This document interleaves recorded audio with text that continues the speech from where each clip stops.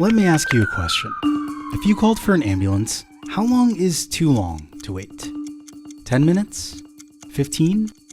Maybe you're having a heart attack, or you were in a car accident, or some other serious condition. 18 minutes?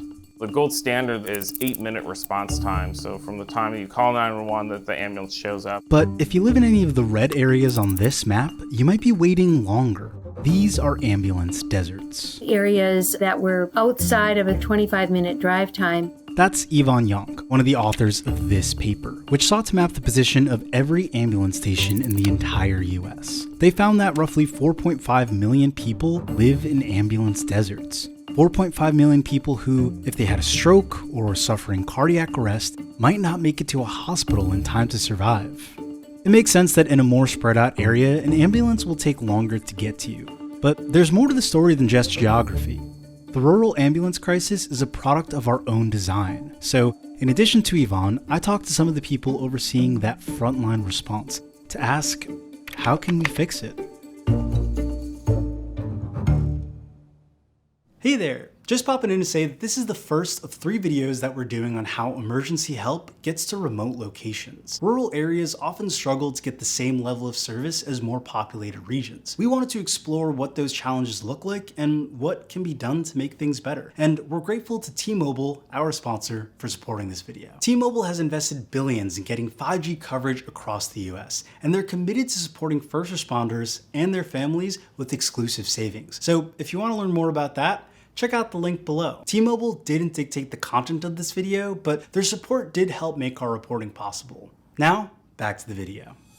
If your house is on fire or you are scared for your safety, you might call 911. And for the most part, you'd get a response that wouldn't cost you any money out of pocket. In most places, the fire department and the police department are considered essential services. The government has to provide those for its population, and it funds those largely through taxes. EMS in the majority is not considered an essential service, so your town has no obligation to provide an ambulance service.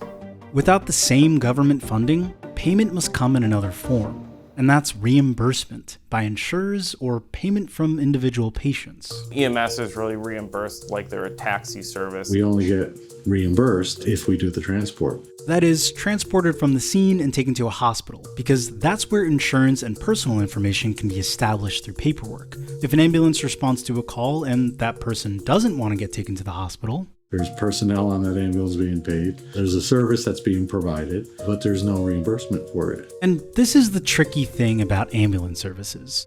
All of the costs of running it, like gas, medicine, personnel, all that has to be paid for and ready to go at all times in case a call comes in. But regardless if one call comes in or 100 calls come in, those costs don't change, which means the best case scenario for keeping these services funded is for them to make as many trips as possible. Otherwise, they're just sitting there burning money. And this is where geography factors in. Here in the city, we could be to a call in under 5 minutes, spend 5-10 minutes on scene, be at the hospital in 5 minutes, and back in service in 25 minutes. In some of the other counties that we're servicing, it could be a 35-minute ride just to the hospital. That's an hour plus that your unit's out of its area. Cities also generally have more calls because they have more people and more incidents. In sparsely populated, remote, rural locations, they're only doing 30 runs a year. So it's pretty hard to break even. That low volume of calls also makes it hard to pay emergency workers who work around the clock, which is related to another thing commonly true of rural emergency response. I mean, if people can't make a living off of it, then we're reduced to volunteers. Volunteers are an essential part of EMS response in rural areas. The overhead costs of running an ambulance are high, so rural communities often rely on unpaid non-professionals to save on those personnel funds. We have set up this system where your CPA, your plumber, might also be your EMT when you call 911. But in recent years, the volunteer base is declining. It's just hard to recruit. People working 2 and 3 jobs, and a lot of the members that are still holding down the fort and responding to a lot of the calls are members that have been there from the beginning. All that, the lower volume, less reimbursement, and shrinking volunteer pool, that's what adds up to slower response times. There are areas of the state where you do not want to, have an accident because there's no one will be coming, at least not in a timely manner.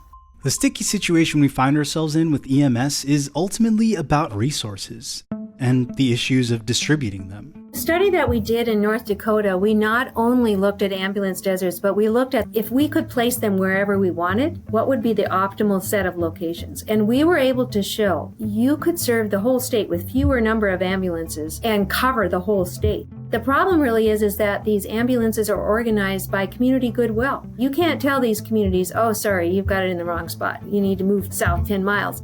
Part of the solution might be that we need to start thinking about EMS designation as an essential service.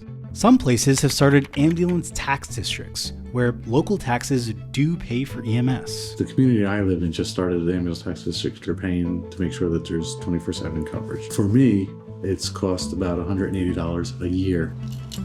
Robert's teams have started operating in some ambulance tax districts. Significant reduction in response times and significant reduction in mutual aid, where they had to rely on other communities to back them up. Ultimately, though, experts think the problem will require large-scale change. We need to get the reimbursement rates up so that we're actually getting paid for the level of service that we're providing. Until they change the reimbursement of those services, we will continue to be in crisis.